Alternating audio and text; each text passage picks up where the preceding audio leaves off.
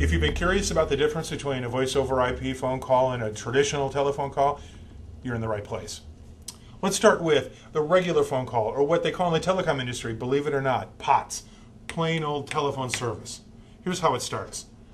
You pick up a phone here at this end. You're going to make a call. It comes out over copper, usually, into what's called a CO, or a central office. At that point, this analog call is converted to digital. That's what this conversion mark is. And then it goes through a proprietary network. And you see here I've written et cetera, because it can make a number of jumps depending on who your carrier is, who they've leased facilities from, what the time of day is, what the optimum routing cost is.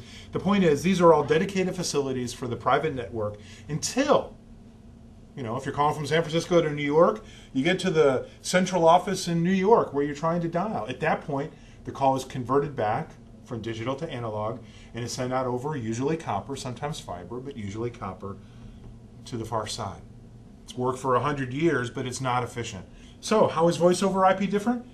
Start down here, you have a phone call, and then it's converted to the internet protocol, and that can either be done in the phone itself or in a switch in your building.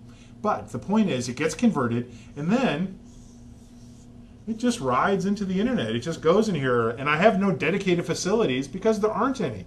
It rides the same infrastructure because this phone call is broken down into packets and is treated like any other data that's sent across the internet, whether it's an email or whether it's an MP3 file or a Word document, a PDF, whatever.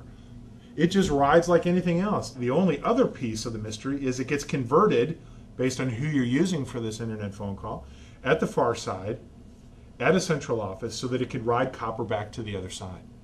So you can see the difference. Here, lots of dedicated, lots of nailed up facilities, inherently less efficient. This uses an existing infrastructure which sends millions of data packets across the internet every second. This is the way of the future, more efficient.